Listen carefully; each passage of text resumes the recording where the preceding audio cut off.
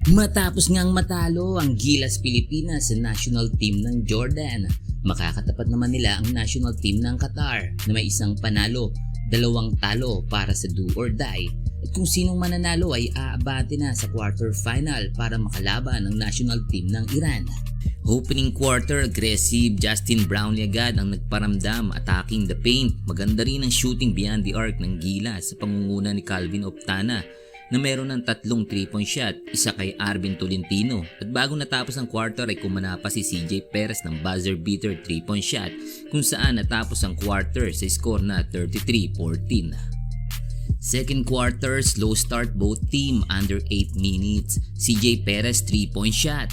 Ange Kwame naman medyo maalat pa sa opensa pero buta naman ang inabot ng big man ng Qatar. Dahil sa bench scoring mula kay Japet Aguilar, Kevin Alas, CJ Perez ay umabot ng mahigit 20 ang kalamangan ng Gilas kung saan natapos ang quarter sa score na 57-23. Third quarter, no Justin Brownlee, no problem. Matapos nga ng first quarter ay hindi na binalik si Justin Brownlee pero take over mode na ang twin tower ng Gilas na si Ange Kwame at Junmar Fajardo. Napatayo pa ang bench ng Gilas sa monster dunk ni Ange Kwame.